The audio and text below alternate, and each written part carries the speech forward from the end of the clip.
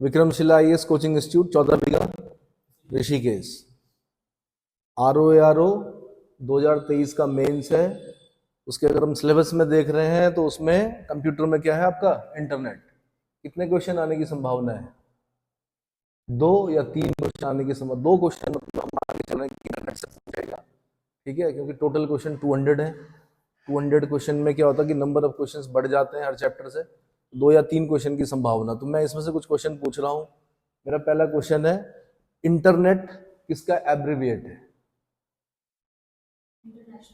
International networking का। जैसे जब हम स्टार्ट कर रहे हैं किसी चैप्टर को पढ़ने के लिए तो उसके स्टार्टिंग में ये क्वेश्चन है, कई बार वहीं से क्वेश्चन बन जाता है कि इंटरनेट किसका संक्षिप्ताक्षर है, मतलब संक्षिप्त अक्षर जो है वो किस चीज का है या किसका एब्रिविएट है। तो आंसर इंटरनेशनल नेटवर्किंग।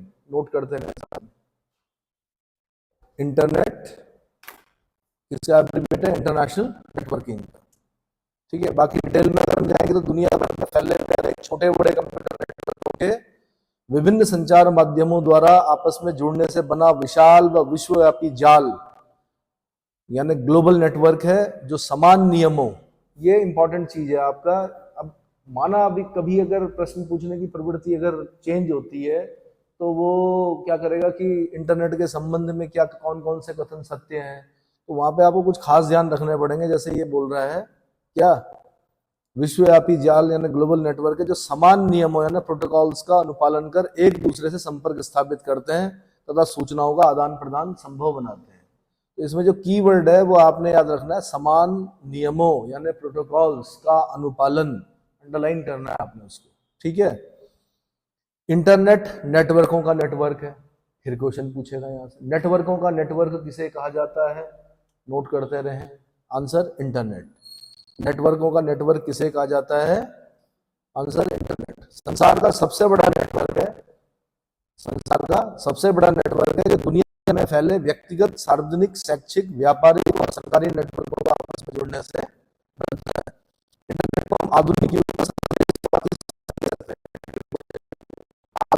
युग कहा जाता है। Answer internet. ये छोटे छोटे क्वेश्चन होते हैं जो कि वहां पे याद नहीं आते पेपर के अंदर। आधुनिक युग का संदेश वाहक किसे कहा जाता है? वहां पे दिमाग में आएगा कि क्यों कहा जाता है। माना इंटरनेट आ भी गया, ज्यादा दिमाग चलता है वहां पर। जो न्यूरॉन्स होते हैं उनके आकार का तो बहुत बड़ा होता है, बहुत सारे थॉट्स आते हैं। आप सामान्य रूप से याद कीजिए कि आधुनिक युग का संदेश वाहक किसे कहा जाता है? आंसर इंटरनेट को। 3 क्वेश्चन हो गए। इस तकनीक का प्रयोग कर हम किसी सूचना, अब फिर पूछेगा वो कि सूचना के अंतर्गत किस किस को शामिल किया जाता है। तो सूचना के अंदर हम डेटा को डेटा नंबर 1 पे डेटा याद करेंगे, नंबर 2 पे टेक्स्ट, नंबर 3 पे ग्राफ। आगे पीछे कर सकते हैं पर मैं बता रहा हूँ सूचना में इंफॉर्मेशन में क्या क्या आएगा। Number 1 data, number 2 text, number 3 graph, number 4 चित्र, चित्र मतलब इमेज, ध्वनि यानी ऑडियो, और छठे नंबर पे चलचित्र। ये सब शामिल है। तो फिर क्वेश्चन पूछ सकता है ऐसे छोटा सा कि सूचना के अंतर्गत शामिल किया जा सकता है किस किस को? आंसर डेटा, टेक्स्ट, ग्राफ, चित्र, ध्वनि, चलचित्र। क्लियर हो गया। फिर आगे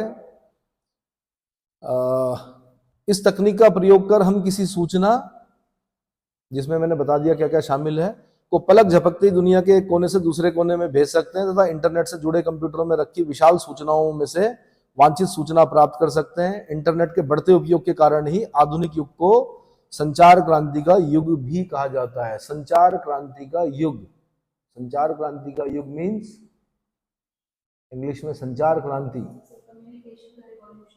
हाँ ठीक है, ठीक है जी।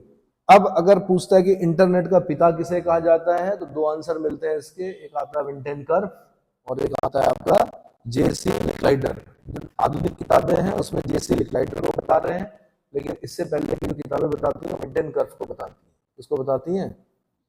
प्रोफेसर जेसी लिकलाइडर ने सर्वप्रथम इंटरनेट की स्थापना का विचार 1962 में दिया था। 1962 को याद करना पड़ेगा। क्या करना पड़ेगा? क्यों याद करना पड़ेगा? उनको पता है कहां फंसाना है। इंटरनेट का विचार सर्वप्रथम कब आया? 1962 में आया। किसके द्वारा दिया गया? जेसी लिकलाइटर के द्वारा दिया गया। इंटरनेट का जनक किन्हें माना जाता है? आंसर जेसी लिकलाइटर को माना जाता है। लेकिन मैंने कहा इससे पहले के जो क्वेश्चंस बने हैं उसमें विंटेन कर्व को भी फादर ऑफ इंटरनेट कहा जाता है। ठीक है। इंटरनेट का प्रारंभ 1969 में अमेरिकी रक्षा विभाग को याद करना पड़ेगा, 1969 को याद करना पड़ेगा, द्वारा अर्पानेट की फुल फॉर्म पूछेगा। क्या पूछेगा? अर्पानेट की full form advance research project agency network. Advance research project agency network के विकास से किया गया। अर्पानेट को दुनिया का पहला नेटवर्क कहा जाता है। फिर क्वेश्चन पूछेगा दुनिया का पहला नेटवर्क किसे कहा जाता है? आंसर अर्पानेट को। फिर पूछेगा अर्पानेट का मतलब किसके द्वारा विकास किया गया? तो आपने बोलना अमेरिकी रक्षा विभाग। कब किया गया? आंसर 1969। ठीक है। ये छोटे छोटे क्वेश्चन है, ये दिमाग में रखना है आपने। अर्पानेट का प्रयोग रक्षा विभाग में अनुसंधान व विकास के कार्यों में किया गया। अनुसंधान बोलते हैं रिसर्च, विकास बोलते हैं development, R&D, research and development में के कार्य में किया गया। फिर क्वेश्चन पूछेगा आम जनता के लिए इंटरनेट को कब खोला गया? आंसर 20 साल बाद खोला गया, 1989 में खोला गया। आम जनता के लिए इंटरनेट को कब खोला गया? 1989 में खोला गया। ठीक है।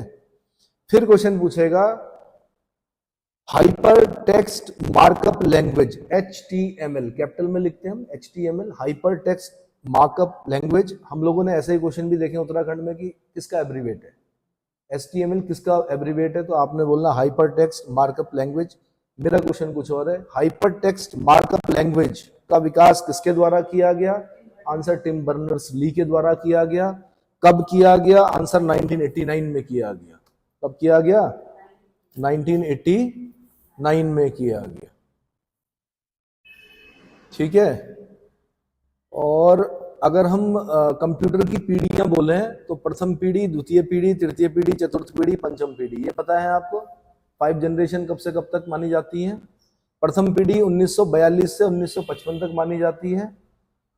द्वितीय पीढ़ी 1956 से 1964 तक मानी जाती है। तृतीय पीढ़ी 1965 से 1975 तक मानी जाती है। चौथी पीढ़ी 1976 से 1989 तक मानी जाती है। और पंचम पीढ़ी 1990 से अब तक। हम जो है 5th जनरेशन में। किसमें? 5th जनरेशन में। ठीक है। तो इसमें इंटरनेट जो हम पढ़ते हैं वो 5वीं पीढ़ी में पढ़ते हैं। किसमें पढ़ते हैं? 5वीं पीढ़ी में। कि इंटरनेट का विकास कब हुआ? तो भले ही पहले हो गया, लेकिन हम क्या करते हैं? इंटरनेट तथा मल्टीमीडिया सॉफ्टवेयर पैरेलल प्रोसेसिंग, इसको मैं पढ़ाऊंगा, कंप्यूटर की पीढ़ी में बताऊंगा। और मैंने कहा पीढ़ी में ध्यान रखना, साथ में इसको ये भी ध्यान रखते रहिए कि ये कब बन रहा है। टिम बर्नर्स-ली ने हाइपरटेक्स्ट मार्कअप लैंग्वेज का विकास कब किया? नेक्स्ट, एक उत्तराखंड में जब एक क्वेश्चन बना था एक बार, WWW, ये 2-3 बार 4 बार पेपर में देख चुका हूं मैं। World wide web, world wide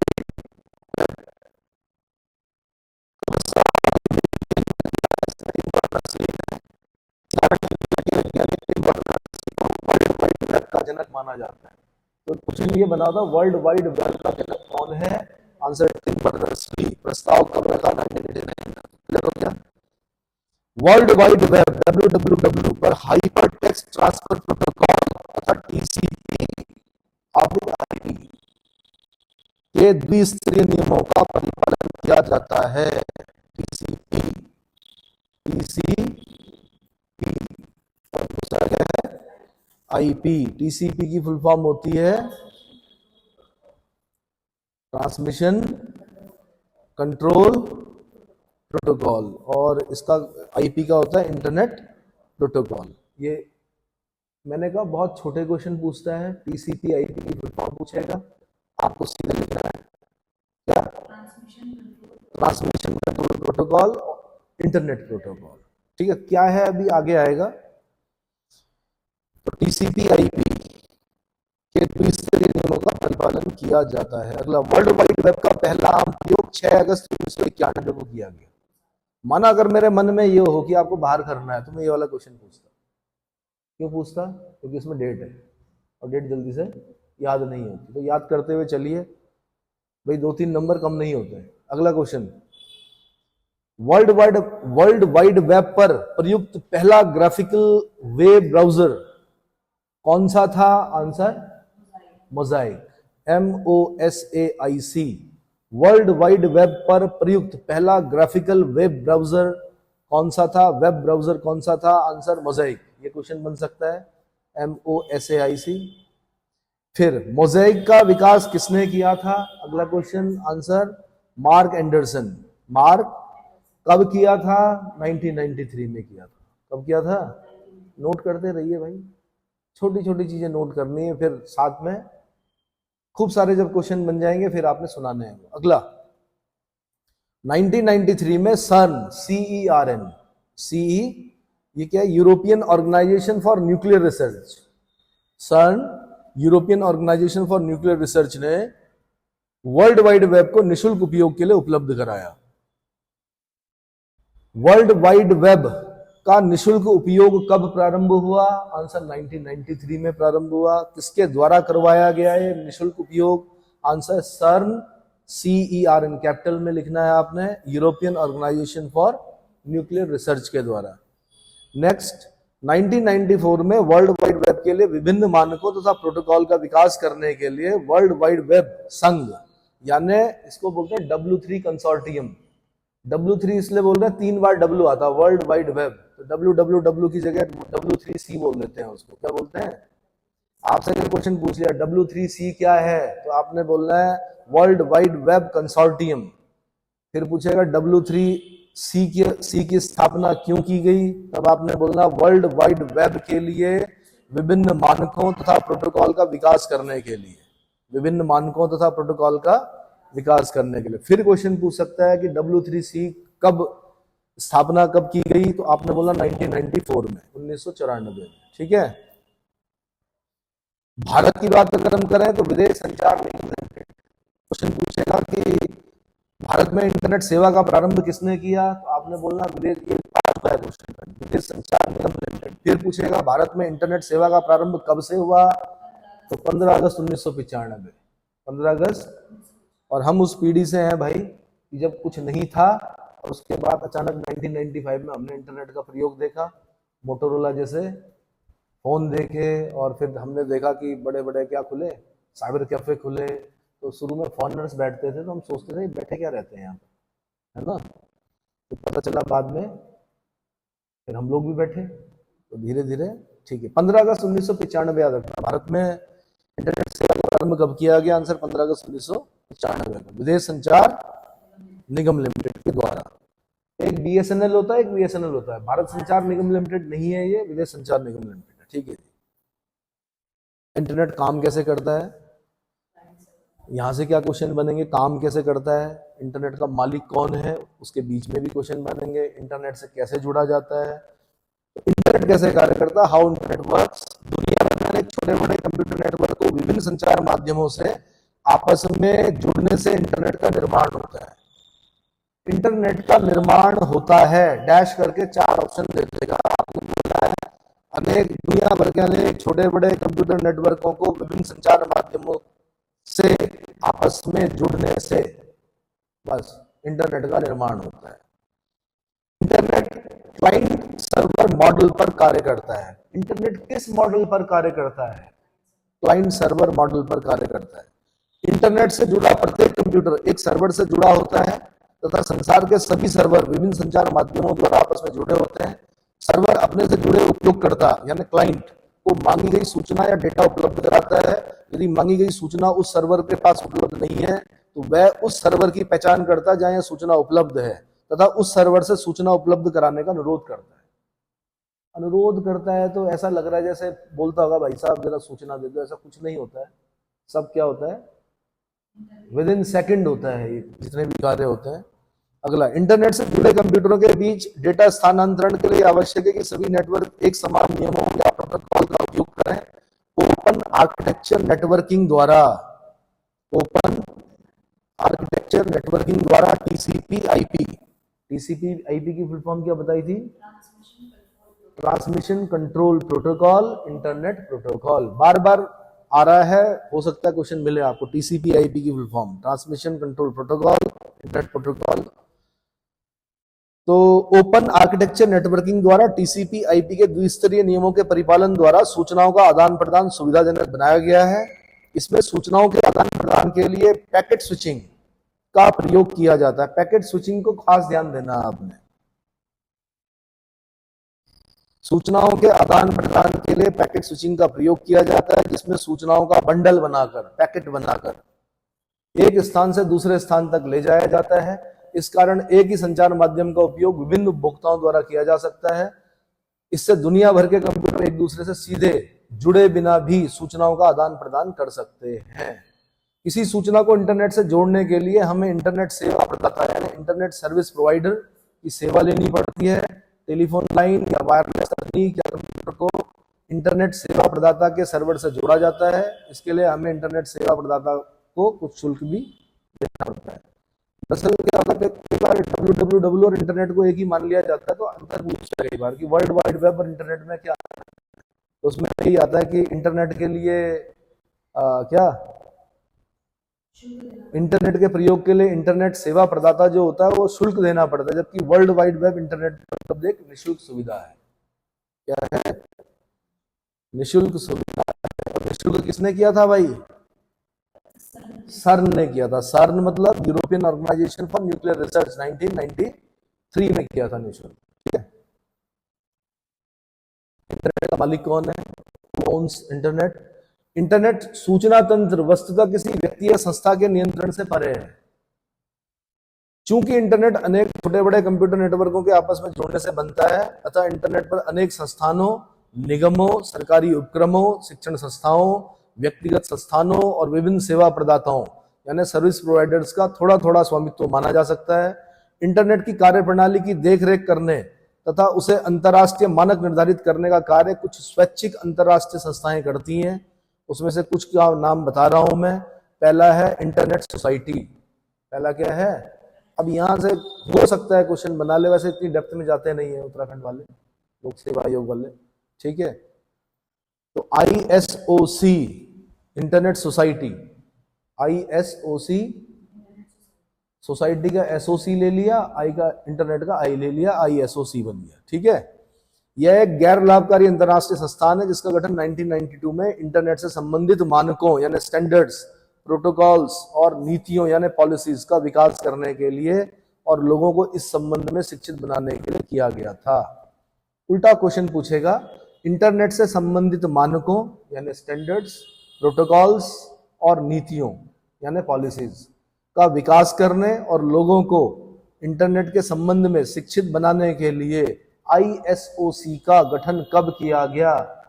1992 में किया गया। कब किया गया? ठीक है। अगला इंटरनेट आर्किटेक्चर बोर्ड, IAB बोलते हैं इसको। यह संस्थान इंटरनेट सोसाइटी द्वारा निर्धारित नियमों के तहत इंटरनेट के लिए आवश्यक तकनीकी और इंजीनियरिंग विकास का कार्य करती है। फिर उल्टा क्वेश्चन पूछेगा, क्या इंटरनेट के लिए आवश्यक तकनीकी और इंजीनियरिंग विकास का कार्य कौन सी संस्था करती है? आपने बोलना है इंटरनेट आर्किटेक्चर बोर्ड। दूर दूर तक आंसर का पता नहीं चल रहा है। आर्किटेक्चर से ऐसा लग रहा है जैसे किसी बिल्डिंग से संबंधित, लेकिन क्या है? इंटरनेट के लिए आवश्यक तकनीकी, टेक्निक्स, तकनीकी मतलब टेक्निक और इंजीनियरिंग विकास का कार्य कौन सी संस्था करती है? Answer internet architecture board. इतना क्लियर हो गया। अगली है ICANN, internet corporation for assign names and numbers. बहुत इंपॉर्टेंट भाई। ICANN internet corporation for assign names and numbers कब स्थापित हुई? 1998 में स्थापित हुई। क्या काम करती है ये संगठन, क्या कार्य करता है? तो यह संगठन इंटरनेट पर IP एड्रेस तथा डोमेन नेम प्रदान करने तथा उनके मानकों का निर्धारण का कार्य करता है। अगर मैं पेपर बना रहा होता मैं यहां से क्वेश्चन बनाता। IP एड्रेस और डोमेन नेम प्रदान करने और इनके उसके मानकों का निर्धारण करने का कार्य कौन सा संगठन करता है? Answer ICANN। ICANN का फुल फॉर्म होता है internet corporation for assign names and numbers. 1998 में स्थापित हुआ, इसलिए साथ में याद कर लो। क्लियर हो गया? Domain name registrars, domain name registrars कुछ गैर सरकारी संस्थाएं ICANN द्वारा निर्धारित मानकों के अनुसार इंटरनेट के प्रयोग के लिए डोमेन नेम प्रदान करती है, जिन्हें डोमेन नेम रजिस्ट्रार कहा जाता है। विभिन्न डोमेन नेम रजिस्ट्रार यह सुनिश्चित करते हैं कि प्रत्येक व्यक्ति या संस्था को इंटरनेट पर एक विशेष यानी यूनिक डोमेन नेम प्रदान किया जाए। डोमेन नेम रजिस्ट्रार का निर्धारण ICANN या country code top level domain CCTLD द्वारा किया जाता है। किसके द्वारा किया जाता है?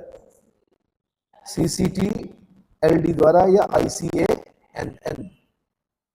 अगला है IRTF, internet research task force. यह संस्थान भविष्य में इंटरनेट की कार्यप्रणाली में सुधार हेतु अन्वेषण व खोज रिसर्च को बढ़ावा देता है। तो इंटरनेट की कार्यप्रणाली में सुधार हेतु अन्वेषण और खोज को बढ़ावा देने वाले संस्था का नाम है आंसर IRTF यानी इंटरनेट रिसर्च टास्क फोर्स। अगली है IETF, internet engineering task force. Internet engineering task force internet मानकों का विकास करना व उनके उपयोग को प्रोत्साहित करना इस संस्था का उद्देश्य है IETF का। अगला है W3C, ये बड़ा इंपॉर्टेंट है, वर्ल्ड वाइड वेब कंसोर्टियम। यह एक अंतरराष्ट्रीय संस्था है जो वर्ल्ड वाइड वेब के जनक टिम बर्नर्स-ली के नेतृत्व में काम करती है। इसका गठन 1994 में किया गया। यह संस्था वर्ल्ड वाइड वेब के प्रयोग के लिए मानकों का निर्धारण करती है। तो वर्ल्ड वाइड वेब के प्रयोग के लिए मानकों का निर्धारण करने का कार्य कौन करता है? आंसर W3C यानी world wide web consortium. Clear हो गया? अगला हेडिंग के अंतर्गत बता रहा हूं मैं, इंटरनेट से जुड़ना है ना, कनेक्टिंग टू इंटरनेट। और ऐसे क्वेश्चन मैंने देखे हैं कि किसी व्यक्ति द्वारा इंटरनेट सेवा से जुड़ने के लिए किन उपकरणों या सॉफ्टवेयर की आवश्यकता होती है? नंबर 1 PC, पर्सनल कंप्यूटर होना चाहिए, लैपटॉप हो सकता है, ठीक है, अब तो फोन भी हो सकता है, ठीक है, PC। दूसरा मॉडेम या network interface card. Modulator demodulator इसका जमाना तो चला ही गया मेरे ख्याल से, है अभी नहीं है। और नेटवर्क इंटरफेस कार्ड, ठीक, नेटवर्क इंटरफेस कार्ड। तीसरा संचार माध्यम यानी कम्युनिकेशन मीडियम, टेलीफोन लाइन या विशेषीकृत लाइन या प्रकाशीय तंतु, ऑप्टिकल फाइबर बोलते हैं प्रकाशीय तंतु को, या वायरलेस तकनीक। अब तो वायरलेस हो गया है ना, लेकिन मैंने कहा हम लोगों ने टेलीफोन लाइन पर भी देखा है इंटरनेट को चलते हुए, और विशेषीकृत लाइनों पर भी देखा है इसको चलते हुए, ऑप्टिकल फाइबर भी है, ठीक है, वायरलेस तकनीक। चौथा है web browser software, web browser software. पांचवा है इंटरनेट सर्विस प्रदाता यानी ISP, internet service provider. Internet सेवा प्रदाता को निःशुल्क निर्धारित शुल्क देकर इंटरनेट खाता, यूजर नेम तथा पासवर्ड प्राप्त किया जाता है। यूजर नेम इंटरनेट से जुड़ने के लिए तथा पासवर्ड सुरक्षा और गोपनीयता के लिए आवश्यक है। इंटरनेट से जुड़े सभी कंप्यूटरों को एक विशेष IP एड्रेस प्रदान करता है जो उस कंप्यूटर की पहचान बताता है। IP एड्रेस क्या बताता है? कंप्यूटर की पहचान, ठीक है। अगला इंटरनेट सेवा प्रदाता यानी ISP, internet service provider. Internet सेवा प्रदाता वे संस्थाएं हैं जो व्यक्तियों और संस्थानों को इंटरनेट से जुड़ने का माध्यम और उससे संबंधित सेवाएं प्रदान करते हैं। हाँ बिल्कुल, एयरटेल, जियो और बाकी चीजें तो बीते जमाने की बात हो गई। BSNL को फिर दोबारा पुनर्जीवित करने का प्रयास चल रहा है, देखते हैं क्या होता है। इंटरनेट सेवा प्रदाता का कंप्यूटर सर्वर कंप्यूटर कहलाता है। इंटरनेट सेवा प्रदाता का कंप्यूटर सर्वर कंप्यूटर कहलाता है, जबकि उपयोगकर्ता का कंप्यूटर क्लाइंट कंप्यूटर कहलाता है। सर्वर कंप्यूटर, क्लाइंट कंप्यूटर में क्या अंतर है? इंटरनेट सेवा प्रदाता का कंप्यूटर जो होगा उसको सर्वर कंप्यूटर कहा जाता है, उपयोगकर्ता के कंप्यूटर को क्लाइंट कंप्यूटर कहा जाता है। इंटरनेट छोटी छोटी चीजें हैं, पकड़नी है, क्वेश्चन बन सकते हैं। इंटरनेट उपयोगकर्ता द्वारा ISP को कुछ सेवा शुल्क भी प्रदान करना पड़ता है। इंटरनेट सेवा प्रदाता यानी ISP उपयोगकर्ता और विभिन्न कंप्यूटर नेटवर्कों से जुड़ने के लिए कई संचार माध्यमों का उपयोग करता है। क्लियर? इंटरनेट पर प्रयुक्त प्रोटोकॉल, इंटरनेट पर प्रयुक्त प्रोटोकॉल, प्रयुक्त प्रोटोकॉल, ठीक है। किसी भी नेटवर्क में दो या अधिक कंप्यूटरों के बीच सूचनाओं के त्रुटि रहित आदान प्रदान को संभव बनाने के लिए जरूरी है कि दोनों कंप्यूटर एक समान नियमों व प्रतिमानों का अनुपालन करें। एक समान नियमों व प्रतिमानों का अनुपालन करें। नियमों तथा प्रतिमानों के समूह यानी set of rules and standards को प्रोटोकॉल कहा जाता है। प्रोटोकॉल क्या है? Set of rules and standards, set of, और हिंदी में बोलेंगे नियम तथा प्रतिमानों का समूह, ही क्या कहलाता है? प्रोटोकॉल कहलाता है। कंप्यूटर नेटवर्क में प्रयोग किए जाने वाले कुछ प्रचलित प्रोटोकॉल बता रहा हूं मैं। Number 1 TCP IP. टीसीपी यानी ट्रांसमिशन कंट्रोल प्रोटोकॉल, आईपी मतलब इंटरनेट प्रोटोकॉल। इंटरनेट पर प्रयुक्त सर्वाधिक लोकप्रिय प्रोटोकॉल कौन सा है? TCP IP. TCP transmission control protocol, internet protocol. Transmission control protocol तथा इंटरनेट प्रोटोकॉल दो अलग अलग प्रोटोकॉल हैं, दो अलग अलग प्रोटोकॉल हैं, परंतु क्योंकि इनका प्रयोग एक साथ किया जाता है अतः इन्हें सम्मिलित रूप से इंटरनेट प्रोटोकॉल सूट कहा जाता है। इंटरनेट प्रोटोकॉल सूट कहा जाता है। इसका प्रयोग कर इंटरनेट पर दूरस्थ कंप्यूटर तथा सर्वर के बीच संचार स्थापित किया जाता है। ठीक। टीसीपी आईपी इंटरनेट का संचार प्रोटोकॉल है। टीसीपी आईपी इंटरनेट का कम्युनिकेशन प्रोटोकॉल है, संचार प्रोटोकॉल है। Transmission control protocol packet switching तकनीक का प्रयोग करता है। ये इसको अंडरलाइन करना है आपने। मैं दो स्टेटमेंट बना के देता अगर मैं क्वेश्चन बनाता कथन कारण वाला, कि transmission control protocol packet switching तकनीक का प्रयोग करता है जब किसी सूचना या डेटा को किसी कंप्यूटर या सर्वर द्वारा इंटरनेट पर भेजा जाता है तो ट्रांसमिशन कंट्रोल प्रोटोकॉल उस सूचना को छोटे छोटे समूह यानी यूनिट्स में विभाजित कर देता है। इन समूहों को पैकेट्स कहा जाता है। मैंने पैकेट से भी क्वेश्चन देखा हुआ है। इन्हें क्या कहा जाता है? आंसर, इन समूह को पैकेट्स कहा जाता है। क्या कहा जाता है? क्या बनेगा क्वेश्चन?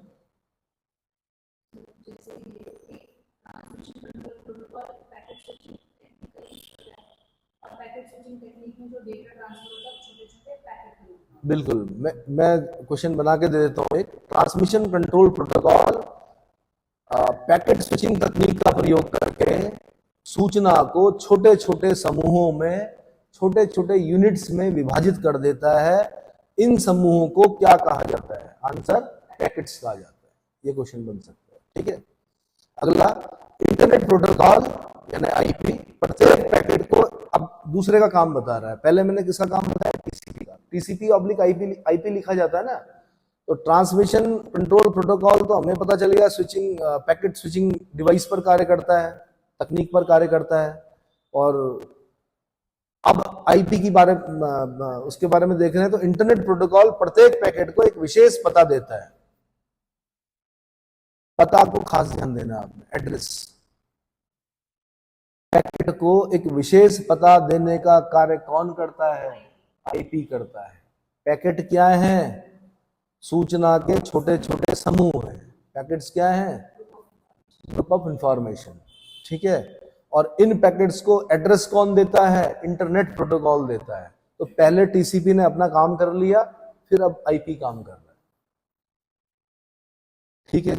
इंटरनेट प्रोटोकॉल प्रत्येक पैकेट को एक विशेष पता या एड्रेस देता है तथा गंतव्य तक पहुंचने के लिए उनका रास्ता यानी पाथ है। जरूरी नहीं है कि किसी एक सूचना के सभी पैकेट्स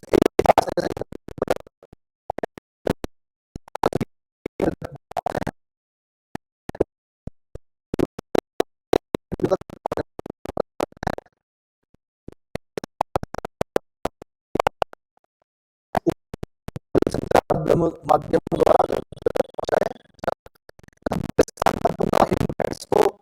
ट्रांसमिशन कंट्रोल प्रोटोकॉल की सहायता से क्रम में व्यवस्थित।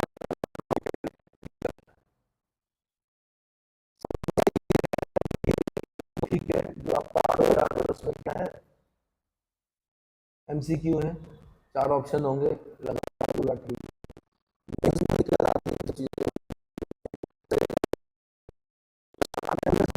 कंप्यूटर का तो आपको पता ही है, धीरे धीरे बढ़, तो तब आपको इस सब लिखना, अगर आपका मीडियम हिंदी है तो हिंदी में लिखना टफ होता है, इंग्लिश में आसान होता है। दूसरा जो है वो क्या है, पेपर में आया था सर कि मेल को भेजने के लिए कौन सा प्रोटोकॉल यूज किया जाता है। बिल्कुल, तो अभी मैं बताने वाला हूं आपको कि ईमेल, दूसरा वाला क्या है, SMTP। SMTP है ना, simple mail transfer protocol. Simple mail, ये प्रोटोकॉल का दूसरा बता रहा हूं मैं आपको, दूसरा प्रोटोकॉल कौन सा है, SMTP, simple mail transfer protocol. यह इंटरनेट पर ईमेल के लिए प्रयुक्त सर्वाधिक लोकप्रिय प्रोटोकॉल है। उल्टा इसको क्वेश्चन बना के देगा कि ईमेल के लिए प्रयुक्त सर्वाधिक लोकप्रिय प्रोटोकॉल कौन सा है इंटरनेट पर, यानी इंटरनेट पर ईमेल के लिए सर्वाधिक लोकप्रिय प्रोटोकॉल कौन सा है, SMTP। फुल फॉर्म नहीं देगा, फुल फॉर्म दे रखा था उसने पेपर में, ये पूछा था ईमेल के कौन सा प्रोटोकॉल। SMTP एब्रीवेट दिया होगा ना। अब SMTP की फुल फॉर्म अगर पता है तब तो निकाल लोगे आप, सिंपल मेल ट्रांसफर प्रोटोकॉल। और अगर सिंपल मेल ट्रांसफर प्रोटोकॉल नहीं लिखा हुआ है, एब्रीवेट लिखा हुआ है SMTP, जल्दी से बच्चा उसको नहीं पकड़ पाता है। ठीक है, सिंपल मेल ट्रांसफर प्रोटोकॉल। उपयोगकर्ता यानी क्लाइंट के कंप्यूटर से मैसेज को ईमेल सर्वर तक और पुनः सर्वर से प्राप्तकर्ता तक भेजने के लिए इस प्रोटोकॉल का प्रयोग किया जाता है। क्लियर हो गया। तीसरा प्रोटोकॉल है HTTP, hyper text transfer protocol. Hyper text, world wide web पर हाइपर टेक्स्ट डॉक्यूमेंट्स को एक स्थान से दूसरे स्थान पर भेजने के लिए प्रयुक्त सर्वाधिक लोकप्रिय ट्रांसफर प्रोटोकॉल है। ठीक है, तो तीसरा प्रोटोकॉल जो है वो क्या है, HTTP, hyper text transfer protocol. World wide web पर हाइपर टेक्स्ट डॉक्यूमेंट्स को एक स्थान से दूसरे स्थान पर भेजने के लिए प्रयुक्त सर्वाधिक लोकप्रिय प्रोटोकॉल कौन सा है, आंसर HTTP है, हाइपर टेक्स्ट ट्रांसफर प्रोटोकॉल है। ठीक है, क्वेश्चन बन सकता है। वेब सर्वर से उपयोगकर्ता तक, वेब सर्वर से उपयोगकर्ता तक वेब पेज का हस्तांतरण इसी प्रोटोकॉल द्वारा किया जाता है। दूसरी लाइन भी इंपॉर्टेंट है, वेब सर्वर से उपयोगकर्ता तक वेब पेज का हस्तांतरण कौन सा प्रोटोकॉल करता है, answer hyper text transfer protocol करता है। क्लियर हो गया। HTTP क्लाइंट सर्वर प्रिंसिपल पर कार्य करता है। फिर क्वेश्चन बन गया, HTTP किस सिद्धांत पर, किस प्रिंसिपल पर कार्य करता है, आंसर क्लाइंट सर्वर प्रिंसिपल पर कार्य करता है। क्लाइंट सर्वर प्रिंसिपल पर काम करता है। इसमें एक कंप्यूटर द्वारा दूसरे कंप्यूटर से संपर्क स्थापित करके फाइल या डेटा भेजने का अनुरोध करता है, दूसरा कंप्यूटर उस अनुरोध को स्वीकार करके संबंधित सूचना वापस भेजता है। क्लाइंट सर्वर प्रिंसिपल, खास ध्यान देना है इस पर। ठीक है, अगला वाला प्रोटोकॉल है FTP। FTP मतलब file transfer protocol. File transfer, इसका प्रयोग नेटवर्क से जुड़े किसी कंप्यूटर तथा सर्वर के बीच फाइल स्थानांतरित करने के लिए किया जाता है। अब फिर पूछेगा, क्या पूछेगा क्वेश्चन, नेटवर्क से जुड़े किसी कंप्यूटर तथा सर्वर के बीच, नेटवर्क से जुड़े किसी कंप्यूटर तथा सर्वर के बीच फाइल स्थानांतरित करने के लिए किस प्रोटोकॉल का प्रयोग किया जाता है, आंसर FTP का। अब FTP से पता तो चल नहीं रहा कि होता क्या है, तो एब्रीवेट जिसको पता होगा, फाइल ट्रांसफर प्रोटोकॉल। आसान है, वैसे बहुत आसान है, बट एब्रीवेट में मैंने कहा कठिन हो जाता है। जैसे SMTP हो गया ईमेल के लिए, FTP हो गया किसके लिए, फाइल के लिए। ठीक है, फाइल में डेटा, टेक्स्ट, ग्राफ, चित्र, ध्वनि या चलचित्र हो सकते हैं। फाइल में क्या क्या हो सकते हैं, डेटा, टेक्स्ट, ग्राफ, चित्र, ध्वनि या चलचित्र हो सकते हैं। फाइल स्थानांतरण के लिए दूरस्थ यानी रिमोट दूरस्थ कंप्यूटर से लॉगिन द्वारा संपर्क स्थापित किया जाता है। इसके बाद फाइल को अपलोड या डाउनलोड किया जाता है। फाइल स्थानांतरण के लिए उपयोगकर्ता के पास दूरस्थ कंप्यूटर तक जाने का अधिकार होना आवश्यक है। इंटरनेट पर कुछ अज्ञात FTP साइट्स यानी अनोनिमस FTP साइट्स होती हैं जिन्हें किसी भी व्यक्ति द्वारा उपयोग किया जा सकता है। इसके लिए किसी विशेष अकाउंट या पासवर्ड की जरूरत नहीं होती है। वर्ल्ड वाइड वेब पर उपलब्ध डेटा व सूचनाओं का भंडार अधिकांशतः अनोनिमस FTP साइट्स ही हैं। क्वेश्चन बनेगा, वर्ल्ड वाइड वेब पर उपलब्ध डेटा व सूचनाओं का भंडार अधिकांशतः फिल इन द ब्लैंक्स ही हैं। Answer anonymous FTP sites. अगला प्रोटोकॉल है गोफर, GOPHER, गोफर। यह एक प्रोटोकॉल सॉफ्टवेयर है जो इंटरनेट द्वारा दूरस्थ कंप्यूटर से डॉक्यूमेंट्स को खोजना, प्राप्त करना तथा उन्हें प्रदर्शित करना संभव बनाता है। फिर क्वेश्चन बन गया, क्या बनाएगा? हाँ जी, दूरस्थ कंप्यूटर से खोजने के लिए प्रोटोकॉल, दूरस्थ कंप्यूटर से डॉक्यूमेंट्स को खोजना, प्राप्त करना और उन्हें प्रदर्शित करने के लिए कौन सा protocol? Answer gopher, answer gopher. अगला क्वेश्चन फिर टेलनेट। अगला जो प्रोटोकॉल है वो क्या है? टेलनेट। टेलनेट एक टेक्स्ट आधारित संचार प्रोटोकॉल है। कभी कभी तो इतना ही पूछ लेता है, टेलनेट क्या है? आंसर संचार आधारित, टेक्स्ट आधारित संचार प्रोटोकॉल है जो कमांड लाइन इंटरफेस का उपयोग करता है, CLI का उपयोग करता है। टेलनेट प्रोग्राम द्वारा दो अलग अलग स्थान पर स्थित कंप्यूटर को दूरस्थ नेटवर्क द्वारा आपस में जोड़कर रिमोट कंप्यूटर के डेटा और फाइल का उपयोग किया जा सकता है। इसे रिमोट लॉगिन भी कहा जाता है। रिमोट लॉगिन को फिर खास ध्यान देना है। क्या ये वही है जो आप, जैसे आप जो आपका सर्विस प्रोवाइडर है या जहां से आपने फोन किया दिल्ली में, दिल्ली से बैठ के ही उसने क्या कर दिया आपके कंप्यूटर को? वही है ये, वही तकनीक है। ठीक है, क्या बोला मैंने? टेलनेट प्रोग्राम द्वारा दो अलग अलग स्थान पर स्थित कंप्यूटरों को दूरसंचार नेटवर्क द्वारा आपस में जोड़कर रिमोट कंप्यूटर के डेटा और फाइल का उपयोग किया जा सकता है। इसे क्या बोला जाता है? रिमोट लॉगिन बोला जाता है। क्या बोला जाता है?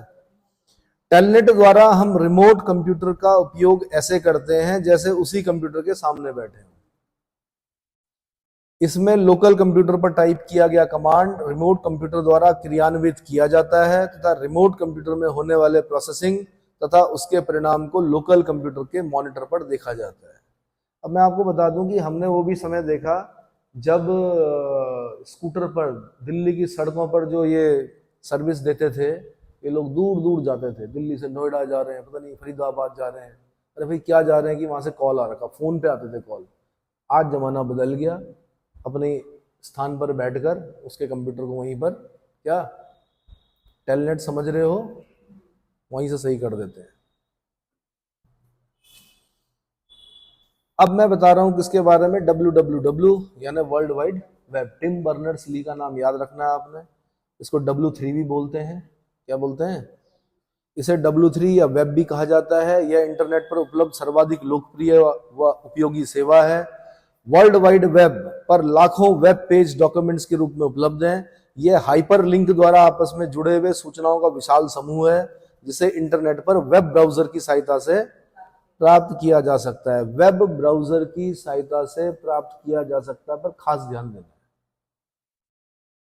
वर्ल्ड वाइड वेब एक ऐसा तंत्र है जिसमें विभिन्न कंप्यूटरों में एकत्रित सूचनाओं को हाइपर टेक्स्ट डॉक्यूमेंट की सहायता से एक दूसरे से जोड़ा जाता है। इन सूचनाओं को एक स्थान से दूसरे स्थान तक भेजने के लिए हाइपर टेक्स्ट ट्रांसफर प्रोटोकॉल का प्रयोग किया जाता है। वर्ल्ड वाइड वेब ने इंटरनेट पर सूचनाओं का आदान प्रदान आसान बनाया है तथा इंटरनेट को सूचना राजमार्ग इंफॉर्मेशन हाईवे में परिवर्तित कर दिया है। फिर दोबारा यहां से क्वेश्चन पूछा कि सूचना राजमार्ग की संज्ञा किसे दी जाती है?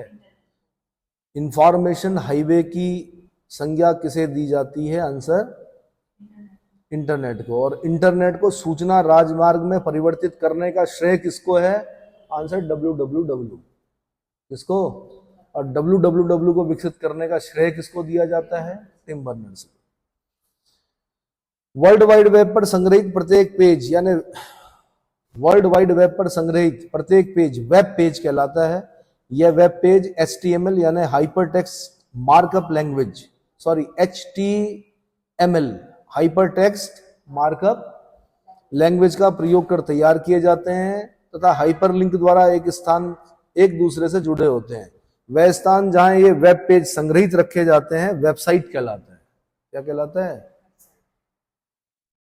प्रत्येक वेबसाइट का प्रथम पृष्ठ जो उसके अंदर स्थित सूचनाओं की सूची प्रदान करता है होम पेज कहलाता है। ये छोटे छोटे क्वेश्चन बनेंगे। होम पेज क्या है? वेबसाइट का प्रथम पृष्ठ जिसके अंदर सूचनाओं की सूची प्रदान की जाती है उसको क्या बोलते हैं? Home page. किसी वेबसाइट को खोलने पर सबसे पहले होम पेज ही दिखाई पड़ता है। फिर दोबारा ऐसे भी मतलब एक समय ऐसा भी था उत्तराखंड में जब ये क्वेश्चन पूछा कि मॉनिटर पर एक ब्लिंक करता है, पहले डमरू सा बनता था एक, उसको क्या बोलते हैं? और सही बताऊं तो वो जमाना ऐसा था कि उसमें कुछ बच्चे नहीं बोल पाए कि कर्सर बोलते हैं उसको। क्या बोलते हैं? होता है ना, घूमता था एक। तो ऐसे भी क्वेश्चन पूछे। प्रत्येक वेबसाइट का प्रथम पृष्ठ जो उसके अंदर स्थित सूचनाओं की सूची प्रदान करता है होम पेज कहलाता है। किसी वेबसाइट को खोलने पर सबसे पहले किसके दर्शन होते हैं? होम पेज के दर्शन होते हैं। वेब पेज को एक कंप्यूटर से दूसरे कंप्यूटर तक भेजने के लिए hyper text transfer protocol HTTP का प्रयोग किया जाता है। HTTP तो पता नहीं कितनी बार पूछा उत्तराखंड में पेपरों में। HTTP फुल फॉर्म बताइए। इस प्रोटोकॉल से इंटरनेट सेवा प्रदान करने वाला कंप्यूटर वेब सर्वर कहलाता है। क्या कहलाता है? जबकि इस सेवा को उपयोग करने वाला वेब क्लाइंट कहलाता है। वर्ल्ड वाइड वेब और इंटरनेट में क्या अंतर है? इंटरनेट पर उपलब्ध सेवा वर्ल्ड वाइड वेब की लोकप्रियता का अंदाजा इस बात से लगाया जा सकता है कि सामान्यतः वर्ल्ड वाइड वेब तथा इंटरनेट का प्रयोग एक ही अर्थ में किया जाता है। लोग गलती से सोचते हैं कि इंटरनेट और www क्या है? एक ही है, जबकि अंतर है दोनों में। ठीक है, वास्तव में वर्ल्ड वाइड वेब इंटरनेट पर आधारित एक सेवा मात्र है। क्या है? एक सेवा मात्र है। वर्ल्ड वाइड वेब तथा इंटरनेट में कुछ अंतर इस प्रकार हैं। नंबर 1, इंटरनेट एक अंतरराष्ट्रीय संचार नेटवर्क है, communication network, international communication network है। कौन? इंटरनेट, जो हार्डवेयर व सॉफ्टवेयर का इस्तेमाल करके दुनिया भर में फैले छोटे बड़े कंप्यूटर नेटवर्कों को आपस में जोड़ता है। जबकि दूसरी तरफ world wide web hyper link द्वारा आपस में जुड़े सूचनाओं का एक समूह है जिनका साझा उपयोग किया जा सकता है। हाइपर लिंक द्वारा आपस में जुड़े सूचनाओं का एक समूह को खास ध्यान देना है। हाइपर लिंक द्वारा आपस में जुड़े सूचनाओं का एक समूह है जिनका साझा उपयोग किया जा सकता है। दूसरा अंतर, इंटरनेट के लिए इंटरनेट प्रोटोकॉल सूट यानी TCP/IP का प्रयोग किया जाता है, जबकि world wide web hyper text transfer protocol का प्रयोग करता है। मैं अगर पेपर बना रहा होता, मैं 2 स्टेटमेंट देता और मैं उल्टा कर देता इसको। क्या कर देता? पर मैं सीधा बता देता हूं ताकि आप कंफ्यूज ना हो, लेकिन मैं आपको फंसाने के लिए इसको उल्टा कर देता। जहां पे TCP/IP है वहां पे STTP लिख देता, और जहां पे STTP है वहां पर TCP/IP लिख देता, और तब पूछता मैं कि कौन कौन से सही है। 1 गलत, 2 सही, 2 सही, 1 गलत, दोनों गलत, दोनों सही। ठीक, आंसर क्या होता तब? दोनों गलत। पर मैं आपको सीधे बता रहा हूं, इंटरनेट के लिए इंटरनेट प्रोटोकॉल सूट यानी TCP/IP का प्रयोग किया जाता है, और दूसरा statement world wide web hyper text transfer protocol का प्रयोग करता है। किसका प्रयोग करता है? अगला, इंटरनेट के प्रयोग के लिए इंटरनेट सेवा प्रदाता यानी इंटरनेट सर्विस प्रोवाइडर को शुल्क देना पड़ता है, जबकि वर्ल्ड वाइड वेब इंटरनेट पर उपलब्ध एक निःशुल्क सुविधा है। और निःशुल्क सुविधा जो दी थी वो किसने दी थी? CERN, European organisation for nuclear research, 1993 में दी थी। ठीक है, पहली बार। इंटरनेट हार्डवेयर तथा सॉफ्टवेयर दोनों के समन्वय से कार्य करता है, जबकि वर्ल्ड वाइड वेब केवल विभिन्न सॉफ्टवेयरों का उपयोग करता है।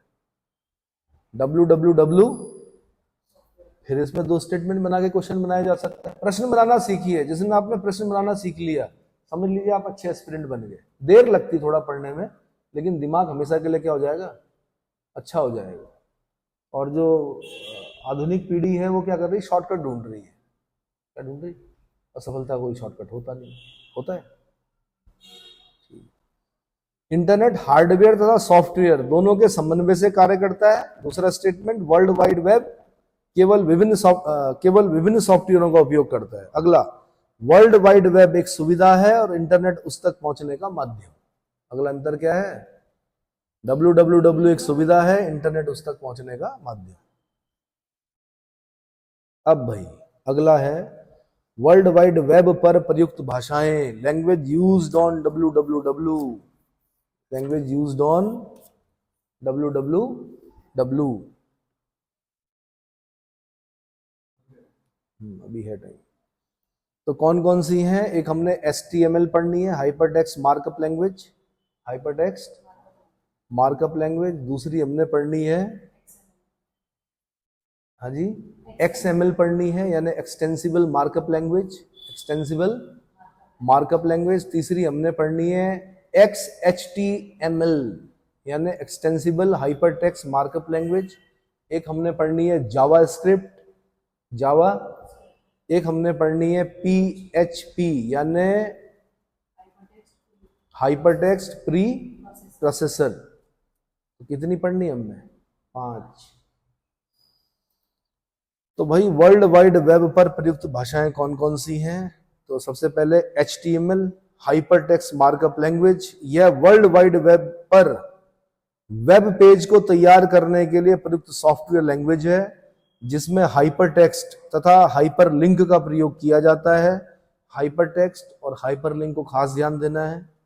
HTML में विभिन्न वेब पेज पर हाइपरलिंक का प्रयोग करके आपस में जोड़कर रखा जाता है, जिससे उपयोगकर्ता अपनी इच्छानुसार एक वेब पेज से दूसरे वेब पेज या वेबसाइट तक जा सकता है। HTML का उपयोग कर बनाए गए डॉक्यूमेंट को वेब पेज पर प्रकाशित किया जा सकता है तथा सभी प्रकार के ब्राउज़र द्वारा डिस्प्ले यानी दर्शाया जा सकता है, डिस्प्ले किया जा सकता है। क्लियर? हाइपरटेक्स्ट, हाइपरटेक्स्ट क्या है? तो यह कंप्यूटर या किसी वेब पेज पर प्रदर्शित वह टेक्स्ट है जो उसी या किसी अन्य वेब पेज पर उपलब्ध टेक्स्ट, ग्राफिक्स, चित्र, चलचित्र या किसी अन्य डिवाइस से जुड़ा यानी लिंक रहता है। हाइपरटेक्स्ट को स्क्रीन पर गहरे नीले रंग यानी ब्लू कलर में या रेखांकित यानी अंडरलाइन कर दिखाया जाता है। इस टेक्स्ट पर कर्सर को ले जाने पर वह हाथ के चिन्ह के जैसा हो जाता है। अब हाथ का चिन्ह ही होता है, अब तो एरो भी हो सकता है शायद। हाइपरटेक्स्ट को माउस या कीबोर्ड द्वारा एक्टिवेट करने पर उपयोगकर्ता तुरंत उससे जुड़ी सूचना तक पहुंच जाता है। हाइपरलिंक क्या है? हाइपरलिंक के बारे में लिखने के लिए आया, तो यह हाइपरटेक्स्ट द्वारा प्रदर्शित टेक्स्ट या आइकन को आपस में जोड़ने की व्यवस्था है। हाइपरलिंक द्वारा हम वर्ल्ड वाइड वेब पर स्थित विभिन्न वेब पेज को अपनी सुविधानुसार देख सकते हैं। हाइपरलिंक को HTML सॉफ्टवेयर भाषा में तैयार किया जाता है। यह विभिन्न वेब पेज को आपस में जोड़ने का काम करता है। हो गया? क्या हुआ? ये तो ठीक है, मैंने कहा आरओ का है तो इसमें तो 4 ऑप्शन मिलने हो जाना है, पर अगर लिखने के लिए आया तो आगे आने वाले पेपरों में हाइपरटेक्स्ट और हाइपरलिंक को एक्सप्लेन कीजिए, कैसे करोगे? हाइपरलिंक हुआ जो दो या दो से ज्यादा वेब पेज को आपस में जोड़ रहा है, वो ऐसे नहीं। पर हाइपरटेक्स्ट क्या हुआ कि कोई एक वेब पेज है, उसमें एक नीले रंग का शब्द है, उसे क्लिक करके हम दूसरे वेब पेज पे जा सकते हैं। दूसरे वेब पेज पे जा सकते हैं, ठीक है। दूसरा जो मैंने बताया आपको, दूसरी लैंग्वेज जो है वो कौन सी? एक्सटेंसिबल मार्कअप लैंग्वेज, XML बोलते हैं। कई बार तो इतने से काम चल जाता है कि XML की फुल फॉर्म क्या है, XML किसका एब्रिवेट है, तो आपने बोलना है एक्सटेंसिबल मार्कअप लैंग्वेज, और पहला ऑप्शन देगा वो एक्सटेंसिबल। और आप बोलोगे यार इसमें ई तो था ही नहीं, इसमें तो एक्स था। क्या था? लेकिन एक्सटेंसिबल, ई को नहीं लिया उन्होंने, एक्स को ले लिया। एक्सटेंसिबल मार्कअप लैंग्वेज यह वर्ल्ड वाइड वेब पर वेब पेज तैयार करने के लिए प्रयुक्त एक लैंग्वेज है। XML लैंग्वेज में डेटा स्टोर करने तथा उसे एक कंप्यूटर से दूसरे कंप्यूटर तक स्थानांतरित करने को प्रमुखता दी जाती है। HTML भाषा में जहां वेब पेज की डिजाइन पर ध्यान होता है, वहीं XML भाषा में डेटा स्टोर करने और डेटा स्थानांतरण पर जोर होता है। तीसरी जो लैंग्वेज है वो है XHTML यानी एक्सटेंसिबल हाइपरटेक्स्ट मार्कअप लैंग्वेज। इस सॉफ्टवेयर लैंग्वेज में HTML तथा XML दोनों भाषाओं की विशेषता समाहित होती है। चौथा, JavaScript Sun micro system company द्वारा विकसित सॉफ्टवेयर लैंग्वेज है। जिसका प्रयोग वेब पेज बनाने में किया जाता है। यह एक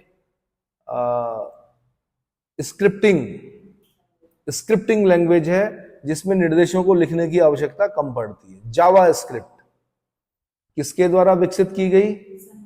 सन माइक्रोसिस्टम कंपनी द्वारा विकसित की गई। क्या कार्य है इसमें, इस लैंग्वेज का? वेब पेज बनाने में इसका उपयोग किया जाता है। किसका? जावा स्क्रिप्ट का। क्लियर हो गया? देखिए, जिनका कंप्यूटर है उनके लिए तो कोई दिक्कत नहीं है, जो बचपन से ही क्या है स्कूल में पढ़ाया जाता है। लेकिन कुछ जगह ऐसे हैं जहां है सब कुछ सुविधाएं हैं, लेकिन क्या नहीं है उस तरह से क्या नहीं है, सुविधाएं नहीं है पढ़ने की ना, तो उनके लिए कठिन हो जाता है। अगला पीएचपी हाइपरटेक्स्ट प्री प्रोसेसर। प्रारंभ में इसे पर्सनल होम पेज नाम दिया गया था। पीएचपी एक सॉफ्टवेयर लैंग्वेज है जिसका प्रयोग डायनामिक वेब पेजेस के विकास में किया जाता है। इस भाषा का विकास रैस्मस लेडॉर्फ ने 1994 में किया था। इतना डीप नहीं पूछा जाना चाहिए, पर जब किस्मत खराब होती तो पूछ लेता है ना? क्या कि हाइपरटेक्स्ट प्री प्रोसेसर का पुराना नाम क्या था? तो आपने बोलना पर्सनल होम पेज। और इसका विकास किसने किया? तो आंसर रैस्मस लेडॉर्फ ने किया। कब किया? 1994 में किया। पीएचपी एक मुफ्त सॉफ्टवेयर है। इस भाषा का प्रयोग एचटीएमएल भाषा के साथ मिलाकर भी किया जा सकता है। फेसबुक तथा याहू की वेबसाइट पीएचपी भाषा से ही तैयार की गई है। यहां से क्वेश्चन पूछा जा सकता है कि फेसबुक और याहू की वेबसाइट किस भाषा में तैयार की गई है? Answer PHP. पीएचपी का मतलब होता है पर्सनल होम पेज, लेकिन वर्तमान में इसको बोलते हैं हाइपरटेक्स्ट प्री प्रोसेसर। ठीक है।